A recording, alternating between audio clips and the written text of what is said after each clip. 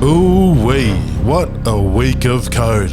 Joseph Sua'ali'i, the prodigal son, returns from the NRL back to the 15-man code. First glimpses of Sua'ali'i in Waratahs colours. Will this prodigal son turn out to be the saviour of Australian rugby? We will soon find out. Hey guys, welcome to Rugby Heads, powered by the Pig Athletic Club. Now, we've got a special intro sent in from our Pack podcast joke writers. So here we go. This is a theme around the intro is Joseph Suaalii has cross codes back to rugby union, so it's got a rugby league twist, bit of flavour on the intro. So please put your hands together for our host, Sione. For those who don't know, Sione is an actual rugby league convert. But if he was a famous rugby league player, he would be David Kidwell, who was a Parramatta Eels great, but he's now coaching in rugby union. But like Kidwell, Sione looks like he belongs on the scaffold site. However, he actually knows a lot about rugby union. So that's our mate Sione. And now over to Alex Ironside. He's also a rugby league convert. If he was a famous rugby league player, he would be Sam Burgess. Great in rugby league, but bloody terrible at the 15-man game. Player, welcome, Alex. And then we have rugby union legend Nemani Nandolo. If he was a famous rugby league player, he would have to be Jared Hayne that one time he played for Fiji at the Rugby League World Cup. Like Nems and the Rugby Heads show, he's a legend of the game surrounded by nobodies. So please welcome Nemani Nandolo. Well, a quick little rundown of today's show. We start off with our top performers, our opportunity to give flowers to the players who stood out for us over the weekend. And then we go around the grounds, new faces in Wallabies camp before we dissect the action from the WXV series, URC, English Prem, Top 14 and the NPC. Now, Nems, you want to kick us off with your player of the week? My player of the week, I think consistent performer throughout the whole tournament, was Georgina Fredericks, centre for the Wallaroos. I thought she was consistent and just solid in that position. And, she was my player of the week. Yeah, queen of Aussie rugby. Alex, who stood out for you over the weekend? So, look, this player, he stood out for me purely because I saw him in a Waratahs training top, and it got me excited, and you've already brought it up, but Joseph Suaalii is my favourite player of the week, purely because I saw him pass a rugby union ball, had a Gilbert in hand, and basically told the haters to get fucked. And I actually just quickly, I know we're going to get into it, but I did get chat just to write me a quick poem on Suaalii. Sua'ali'i.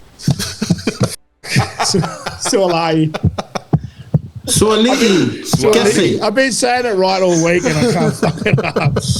All right, here we go. In fields where legends rise and fall, Joseph answered the call. From league to union, he chased the dream with speed and passion. He's part of the team. Each player, each pass, each kick, a story to tell. In rugby's embrace, he'll flourish and dwell. With heart and skill, he'll light up the night. In the games he loves, his future shines bright. So I can't wait to have Joseph on board with the Wallabies. And, you're going to scare him back to rugby league, mate. Mate, he's going back. He ain't going to watch this.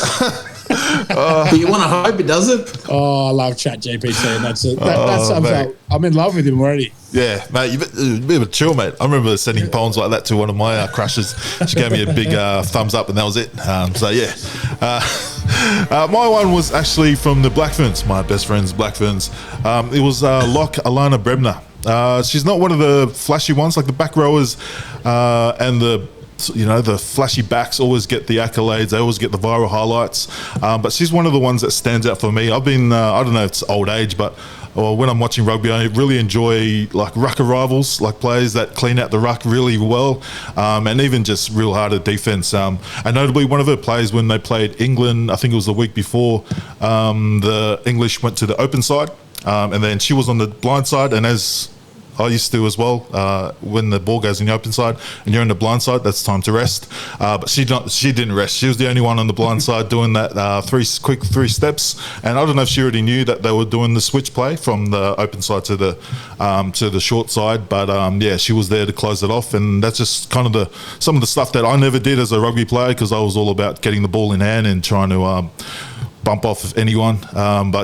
The Alana Bremner, she's one of the workhorses. She doesn't do all the flashy stuff, but she does the stuff that gets those girls all the tries. So shout out to Alana Bremner and the Black Ferns. But we'll get into the WXV after Sua'ali'i's news. It was good to see him, like Ironside said, good to see him in Taz kit at Wallabies camp. But Joseph Sua'ali'i has began his journey back in the 15-man code. He's part of the Wallabies extended squad ahead of next month's spring tour. Now, Nems, firstly, what was your first involvement like when you got that call up into Fijian camp? What was it like, and do you have any tips for old mate Sua'ali'i? Yeah, well, it's always a huge honor when you get excited when you get a tap on the shoulder, right? That you're going into camp, and usually when you go into camp like that, you're the youngest, one of the youngest, and your pockets are pretty shallow. So he's a debutant that's got pockets deep going into a Wallaby camp. So I don't think many of the boys will make fun of him for that, but. No, I just think it's great. I think for him, he just looks apart. He looks like he's meant to be there. I don't think he looks out of place. It's good to see him in Taz colours. For some of us who are lucky enough to wear that Taz blue stuff, he looks good. And look, there's a lot of chat and stuff I've been reading about, and we spoke about this last week about him. He shouldn't play. He should use this as a experienced tour. Man, I say heck with that. He's ready to play Test rugby. And like Ironside said last week, Australia don't have that luxury of, taking guys on experience. They need, everything they get. And I just think he looks ready, and he was just literally down in Canberra doing some formalities, telling him where he's going to play. So I think... But from what I've heard and around the ground, he's a pretty down to earth guy as well, and he's got a good level head on his shoulders. So I think he'll do well. I think you got to remember too, he's coming from league where he's played State of Origins, big arenas. So if anything, I think a lot of boys will learn a lot from him. Yeah. And on you actually, what was your when you made the debut? So 2010, I just played for Randwick. I'd finished a club game against West Harbour. Got called in. Me and Kempizi Mafu got called in. And it was pretty crazy because I went into camp. And back then we had guys like Repeni Thau and Sorelli Bombo and like these guys, Akapusi Ngera, like Villamoni De La Salle. So I literally was just holding the pads and their bags. Damn. So it was great. I like to say I got to play. Funny, I played the Wallabies my first test. So awesome feeling. Get all the kit, get all the all the Fiji kit and stuff. And when you're young, and you're particularly coming from Shoot, I came from club really. I didn't really play any super at that time. I played my first professional game was a test match. To be fair, because I didn't play for the Waratahs at the time. So no, it's a very special time to, and it's funny because every time you see guys in camp or teams in camp, you're sort of like, wow, I wish I could be there. You literally miss it. You miss it, what I mean? But, it's good. It's good to see that, these test rugby's not too far away. Yeah. Well, Ironside, you mentioned it's good to see him in Waratahs kit, and not many people get to, get that feeling, but Ironside and myself know because we went and did some content, got some free kit. Thanks to the team management there, throwing us some kit that fit, only just fit. But Lex, you're a big name in the rugby league circles as a junior, playing age grade State of Origin with some of the greats in the game now. But what are some things that are Sua'ali'i adjustments coming back to rugby union for him? Do you think? I think that it's the beauty of playing both sports growing up, and it might work out. It does work out for a lot of players. You have to think, even for the leagueies now, it does complement each other quite well. But I think that he's not that far removed from the game of rugby union that I don't think it's going to be as hard for someone like him to come back to do that. Whereas other guys that have done it, it's been 10 years. It's the back end of their career, or it's a different part where I think that he'll just slot straight back in. I'm sure he'll miss a few rucks to start, and I'm sure that there'll be a few high tackles, like when he absolutely folded that bloke. I can't remember who it was. Oh, Walsh in Origin. Yeah. But mate, as I said last week, as Nev says again, get him in, just play him. I think that the only way that you're going to get return on investment, like give him a chance to have a crack at it. Like everyone's talking $4 million or whatever it is. Give him the crack, get him in straight away, and make him earn that $4 million in the best possible way, like performing. And I don't know where they're going to play him. Like, would you think centre or fullback? I just think maybe to start you play him in a centre position, or maybe you do play him on the wing. But I just don't think I can't see him start at fullback immediately. I think it's a big responsibility. I'd say you have to think wing. Nems, I'd either start him on the wing or at 12, just so that he's guarded a little bit at 12. 13, it is different from league, the way they defense. And I think eventually 13 is going to be his position. But I just think if you can play him on the wing, as we all know, it's just easy transition. But then 12, if you want to put him in the centers, I'll be putting him in at 12 just because 10 and 13 can protect him. We know he can tackle, so that's not the problem. It's just understanding the structure of the game and the dynamics of how it works. I think 13 straight off the cusp might be a little bit too much for him. But 12 or wing. I wouldn't put him at fullback. I just fullback again. Tom Wright's been killing it too. So. Tom Wright's also like he's actually got. I don't know if I remember watching him come through some school highlights and stuff like that. He's got a boot on him as well, so he can kick. It's not like we're getting a Sonny Bill to respectfully to Sonny Bill. He's never going to kick. He's not going to kick a ball. Even seeing his interviews, he's got that confidence, and that's what the Wallabies are lacking. He's got that confidence. He's backing himself, and like Nem said, mate, he'll probably teach some of the boys some things, and it's only going to get the combinations. I mean, not the combinations, the competition for spots. Like the centers at the moment, they've got. Whenever they're fit, they're straight in. Whereas now they've got a bit more competition and they're going to work more hard to keep their spot or try and beat it. So it's only better for the Wallabies. Yeah, but also too, I just think him going on a Wallabies tour is going to be so much. It's going to do so much good for him when he comes back to Waratahs land. I think, he's going to he'll play a big part. I know we're talking about Waratahs now, but just imagine him and Fiketti in the centres. That's some big centres. And then, or even if you put him at fullback there, I think Super, you can probably try him like what they did with Mark Nawangani-Tawase. Yeah. But I just think, don't waste your time putting him. He's not there for a whole day. He's there to play. Yeah. And I wouldn't be surprised if they pick him in the first test. How good. But before we get off this topic. Off his left.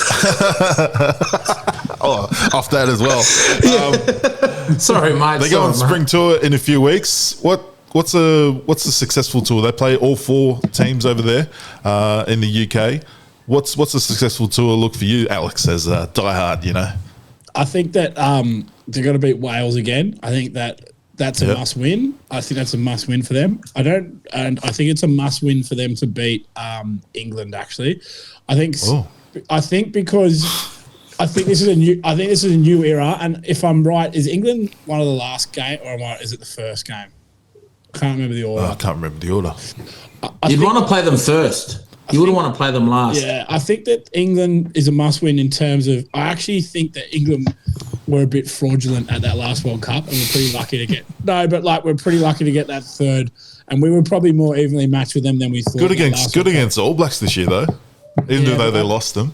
Yeah, I just think it's a must win because I think that's a bit of confidence we need on that tour. I don't think we're going to be expected to beat Ireland. We definitely should beat Wales and Scotland. I think that you can give or take that test and spring tour year out from that. But I think beating England, British and Irish Lions, I know that it's the other 4 nations. I think beating England gives us that little bit of confidence going into a British and Irish Lions tour. Okay. I don't think it'll be as hard as that. Nems, what do you reckon? Look, I think if they can win 2 out of the 5, it's 5 test matches. 4. Yeah. I think, look, if they can win 2 out of the 4, don't care against who, I think that'll be a good, European test. Good trip for them. I think obviously they're going to want to try and win all 4. Everyone does. You don't want to go. But I just think 2 out of the 4 will probably be a good confidence booster for them. I think I'm going to disagree with Ironside. I just think England are going to be too strong. against the Wallabies. I think they will go Wales. I think they should beat Wales. And Wales, the teams over there are a different kettle of fish, you know what I mean, when you're playing over there. I think Wales, you should beat Wales, but that's going to be a tough one. And Scotland, I think they're probably, if they can win 2 games, I think that'll be against them too. But again, it depends on who they have as well. Scotland have, if Finn Russell's firing on all cylinders, well, then catch you up. Ireland, they're going to be too strong. And England, I just think England are going to they're going to suffocate them in that set piece game. They're going to, if it becomes a kick battle, I can't see Australia winning that kick battle. And with Steve Borthwick and now Richard Wigglesworth, who just got promoted to senior assistant, he plays a big part in their attacking game, and a lot of it's kicking, and they'll do it until they bore out a team. And I just think Australia won't entertain that, and they'll try and, but I just think it's going to be, if they can get 2 out of 4, they'll be cheering. Yeah, but you said he got promoted, Wigglesworth, but it's I'm hearing whispers that it's not so. Some of the guys that left are not big fans of Borthwick's system at the moment, or it just didn't work. So hopefully that's going to derail their journey against us. So big things coming in Northern Tour that starts next month. But the WXV series just finished over in Canada, Dubai and Cape Town. Now English Roses finished on top, only undefeated side in the team, as they ran away with they got out of jail against a challenging Canadian side. Nems, your thoughts, and who stood out for you? Yeah, it was a good game, to be fair. England, they went down to the wire, to be fair. Yeah. England had 2 yellow cards. It was just end-to-end stuff. Just to see the Canadians and the way and how far they've come. Yeah. Far east. They're like that finals, I think, is where the level you need to be the Premier. I know the Black Ferns are the world champions, but it just seems that England are setting the standard.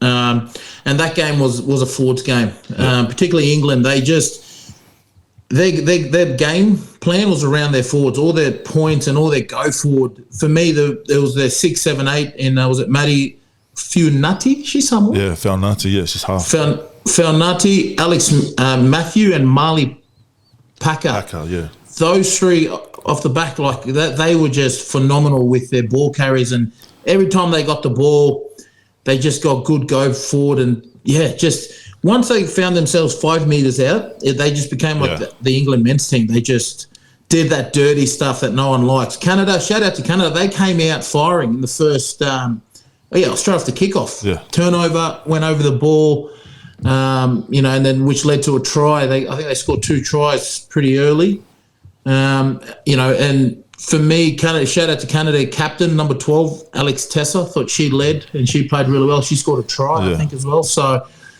look, that's the standard that, they set it pretty high, and, it was deserving that 2 teams, that Canada and England were there. And just the way they play, it was just open rugby. Like, felt like the field was bigger than what it actually was. England, again, they, that's why they're the best in the world at the moment, and obviously not world champions, get that right, but they're trotting right, and mate, they're going to be probably one of the teams to beat, or if not that team to beat, come World Cup here in Australia. Yeah, I don't think they've lost a game since that final in New Zealand. No. So, and Alex Ansett touched on it last week, like the investment they've invested early, and like Canada's getting pay out of it because they've sent their players over early to the Prem or to the English competition as well. So, mate, it's looking good for the northern hemisphere teams. Yeah.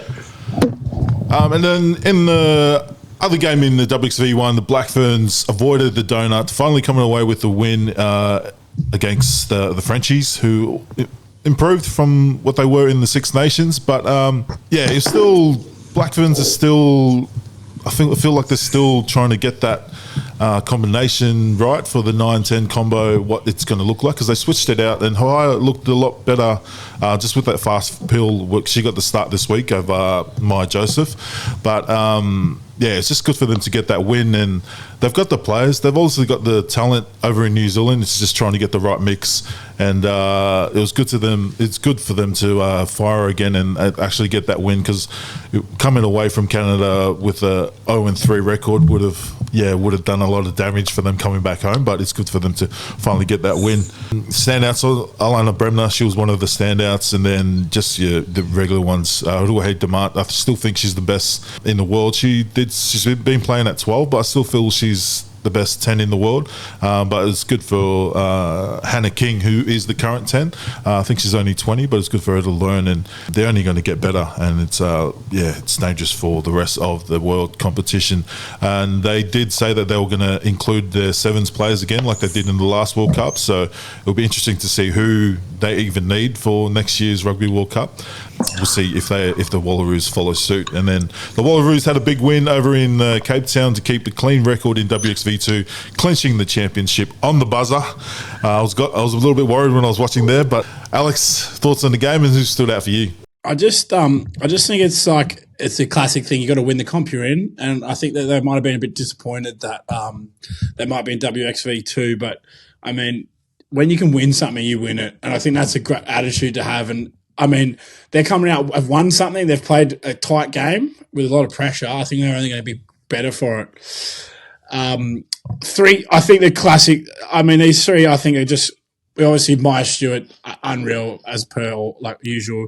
She's the best winger in the world, I reckon. Almost world rugby.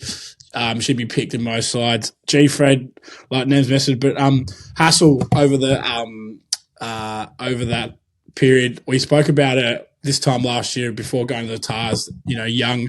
She's the future of that Wallaroo side. And I mean, mate, you can only win what you're in. But I just hope that, I think they could use a few of the sevens players. I don't know particularly where and what position we spoke about last week, but I mean, the improvements they've had since the start of the year after, you know, some big losses to the Black Ferns. I mean, they're only going up, and that's all we can ask for. And they've won something. They've got a trophy, and they're going in as WXV winners for the 2 into a World Cup year. I mean, that's good momentum. Yeah, mate. It's just like you said, it's just good to get the wins, and it was probably needed to drop down into WXV2, because if we went over to Canada, then, you know, like I said before, if they were coming away with no wins the entire year, or that one win against Fiji, then yeah, it wouldn't have been a good leading into World Cup year. So last try wins. So yeah, we're pretty much better than most of the teams in the world, finishing with 3. Over URC update. Benetton had a big win over the Sharks. It was a massive turnaround from last week, all the South African teams winning.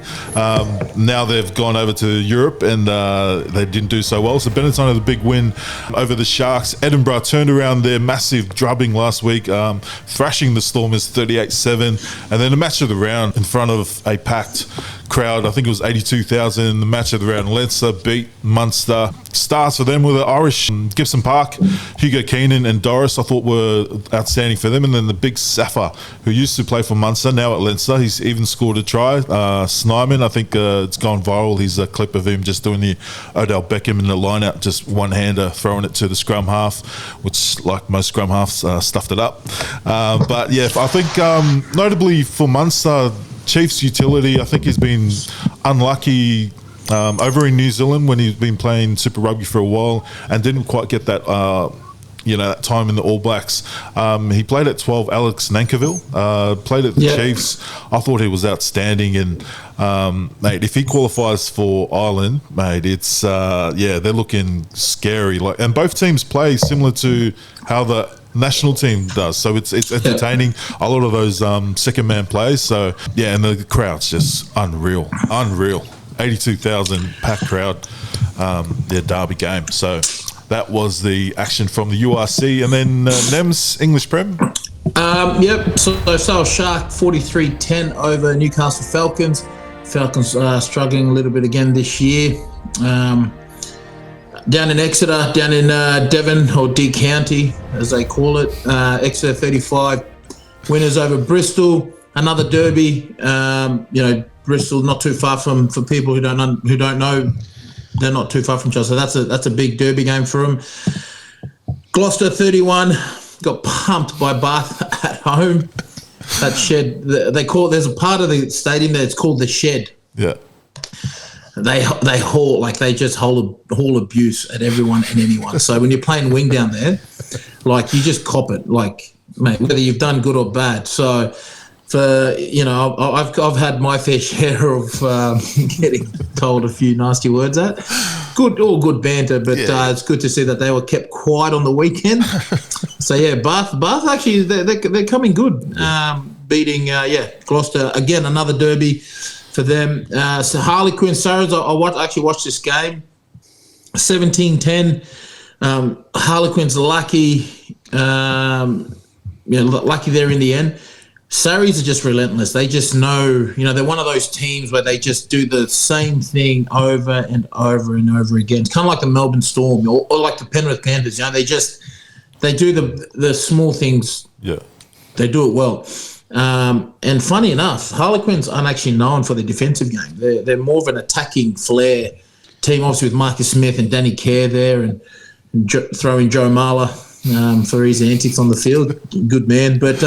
They've actually come good with their defense. So they're coming up in their contacts, and so they did well. But for me, match of the round was the Midlands Derby between my old club Leicester Tigers and Northampton Saints.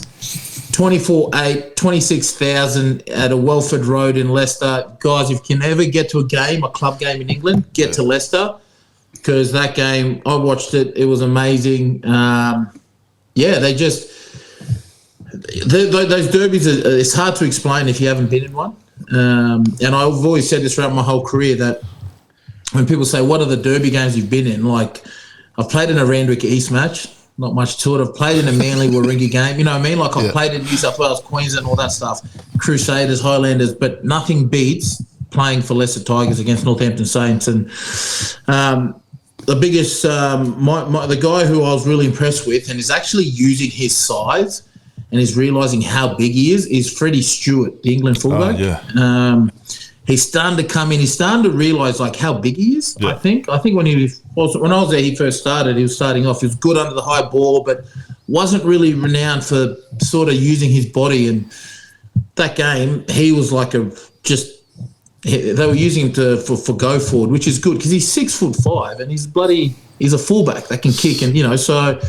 And he's put on a bit of weight, which is good. So, I was really impressed with him. He'll be my standout for in the Premiership. Yeah, nice. Just before we entered the Prem, I was actually lucky enough, before I knew Nems, to see a game at Welford Road. I saw Nems play a couple of years ago. So. Oh, right. Did you? Shit. Before I knew you. I was there with a few blokes that I know from over that way. There. Time as well. So there you go. A couple of years ago. There you go. Yeah. Did I score 4 tries or no? Not that one? Pretty crazy. I've seen Nems in a few different continents. I get around, I know. I've seen you in a Crusaders jersey in Canada. Live? Yep. I've seen you at a Waratahs game, and I've seen you at a Leicester game. Well, this is a bit creepy. Oh, mate. And then you were harping on me to get down and play 4th grade. He's well played, mate. He's completed it, Russ. One of the biggest derbies. You must have forgotten about the big derby, 4th grade, Gordon versus Norths. You must have forgotten about that one. Oh, I didn't play. That's the thing. I was pretty gutted. Yeah. We just had to play against Tongan internationals in 4th grade. Anyway, other than that, it was fine. We had it. We got ex internationals and they got current ones. So. Whoa. Okay, and then over the English channel, over to France. Alex, how was the top 14 this week? I've got a bit rinsed. I've done my research. I'll probably still pronounce them wrong, but I've been doing a bit more reading about mate. French rugby. All right, so I'm back. Très bien. Racing beat Toulon 22-6, and then the match of the round, Nems's Montpellier beat Vannes 26-24. Bordeaux absolutely pumped Perpignan 66-12. Bayonne beat La Rochelle 37-7. Pau beat this one's the hardest one for me. Castres Castre Olympique. 33-26. C'est bien. The town I'm from, Toulouse, 48-14 beat Clermont, and Lyon beat Stade France 33-3. I mean, player of the week, he kind of seems to get it. Came off the bench, scored 3 tries. His first game back. Dupont, absolutely unstoppable as always. It's pretty impressive stuff. But there's a big game on next week. It's kind of a top of the table clash. Third place Fonz's La Rochelle host first place Bordeaux away. So I don't think they'll be sending any bomb squads this week, because I don't know if you noticed, every home team won this week. Not one single away team won this week. So and there were big score lines, weren't they? Yeah, some big score lines. So there's that. But I'll just so the viewers know, Bordeaux, my team's first. Sionis Toulouse is second, and La Rochelle's third. And poor old Nems's team, Montpellier, is down in 11th, fighting for air. But you know what? It wasn't like that when I was there. No, actually, it was. We were just lucky to get out of relegation. But big quick shout out down there, Big Ben Tamiafuna has extended his contract to 2027 for Bordeaux. Cha-ching. Awesome stuff. I don't know if we've seen the vision, but can kick goals, can kick the ball, can scrum, can run the ball. He's a man of many talents, and one of my tacos. So good on you, Big Ben. But mate, French rugby Illuminati confirmed. I don't know, just to confirm, I'm not going to do this segment every week without complaining about French rugby. They've come out, World Rugby say, let's do a 20-minute red card rule, and everyone's on board. French rugby's not on board. Yes. What's their excuse? What the hell? I mean, I don't mean it shouldn't shock you if the French love the protest. Good on them, but 20-minute red card, bring it in. Let's not kill the game. The French Revolution, man, I'll tell you what, they can create, they'll say no to anything. That's funny. That is crack up. But you say that, sorry, Ironside, you're Bordeaux. Another guy who played really well was Pete Samu, Wallaby. Yes, he did. Right. Hope Schmitty was watching, because he'll be handy to have in this Wallaby squad.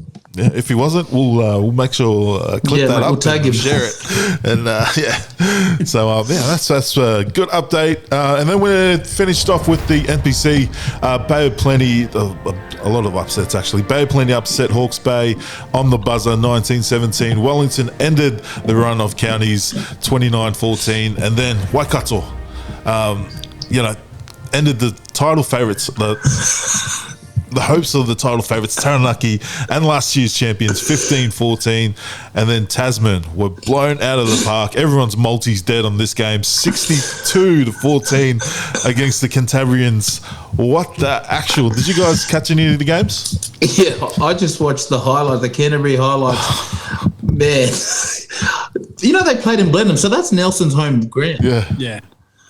And they put 60 points on them. I think a few of the All Blacks were late scratchings. Ethan Blackadder was a late scratching. But that's still 62-14. Yeah. Unbelievable. I was with my old man this weekend in Kiwi, and he's from Canterbury, but he goes for Taranaki. Good man. What? Grew up in Auckland. Born in Canterbury, grew up in Auckland. Yeah.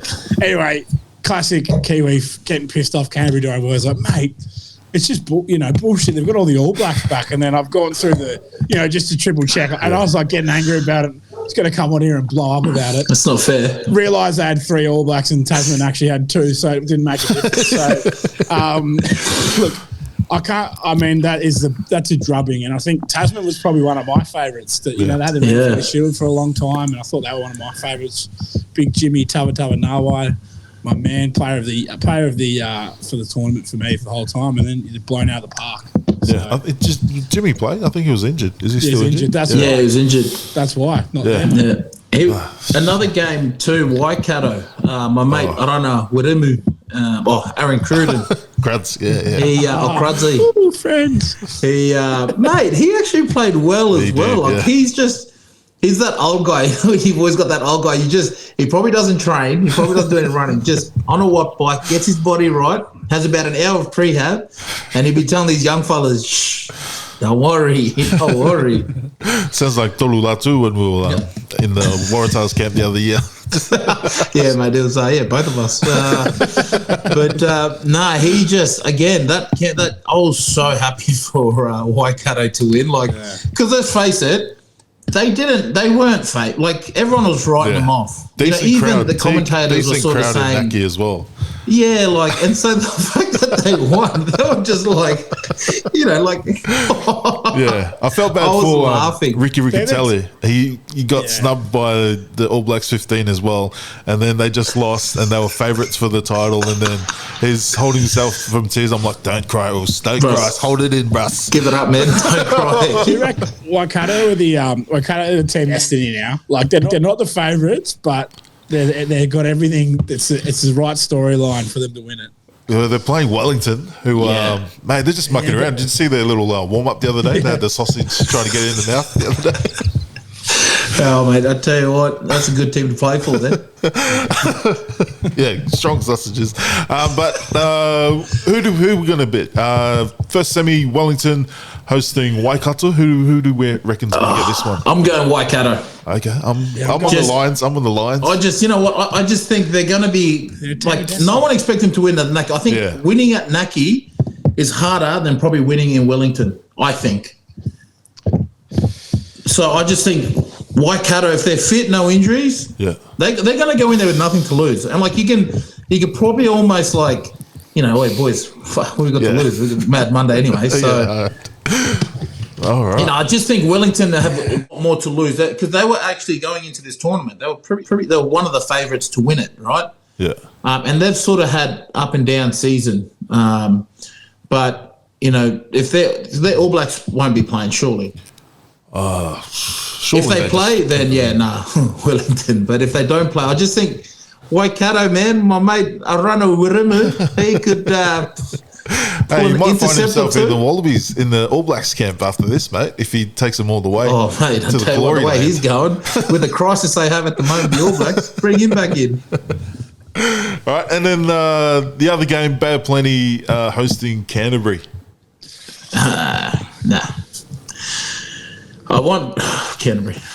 Yeah, I think just too much confidence after that. Bay of Plenty looks really, really good though. Yeah. I think it won't be a drubbing like they did last time. I think the All Blacks guys won't be available because they got Japan in about 2 weeks. Yeah. So you'd say Newell and all them won't be there. So I just think with Bay of Plenty, it's a feel-good story. I'd love for them to go all the way. You know what I mean?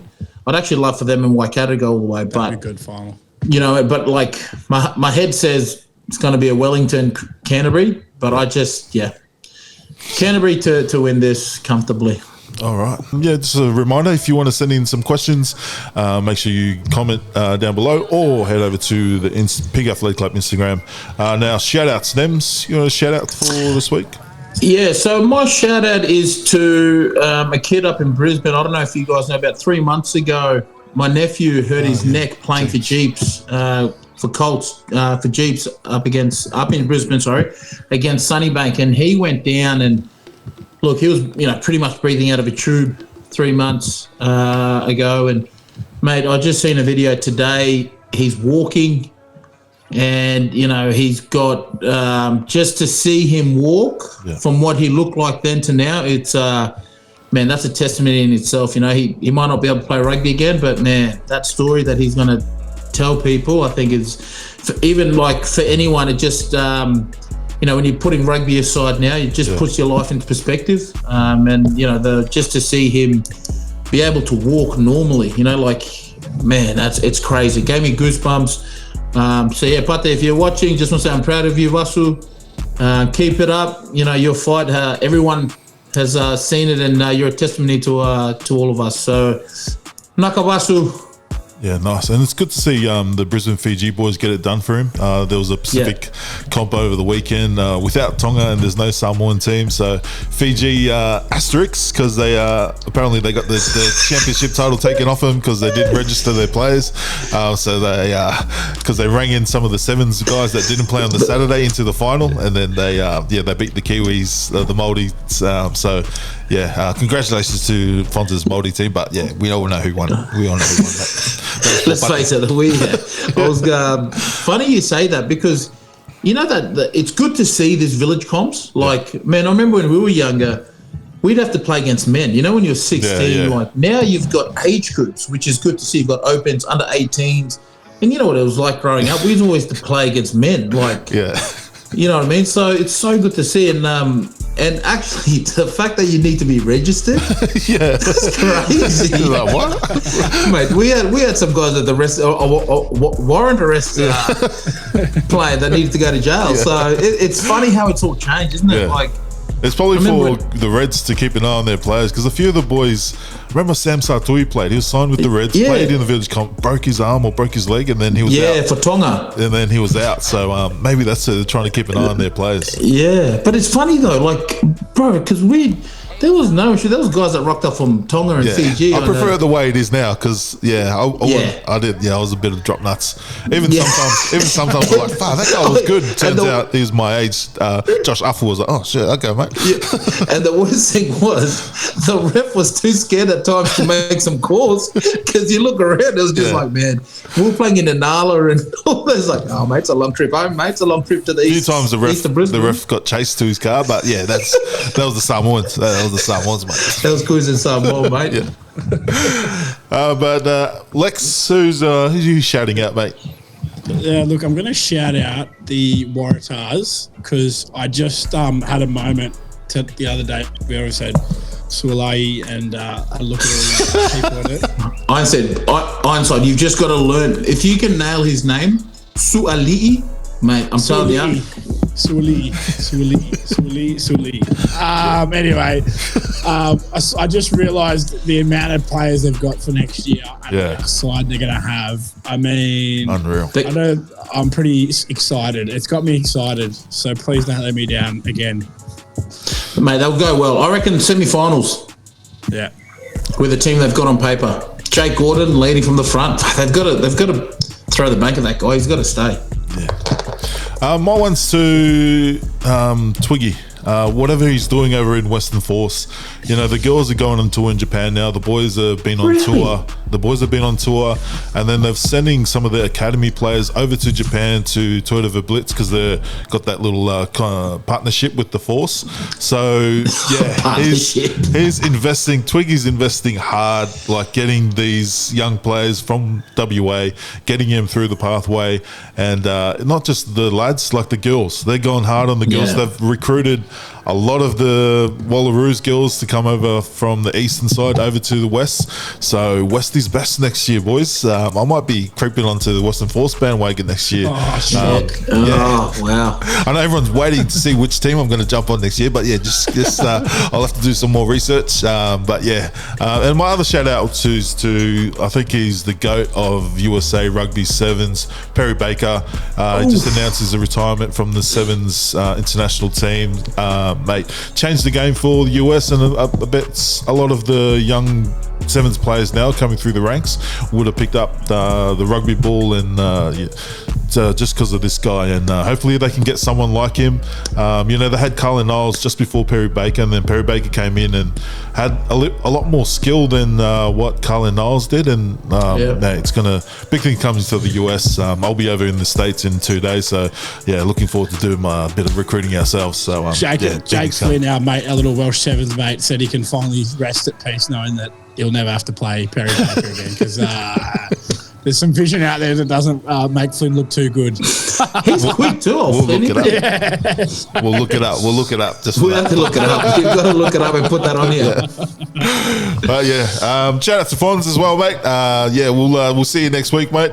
But boys, thanks for calling in. Guys, thanks for tuning in. Make sure you like, subscribe, and we'll see you next week.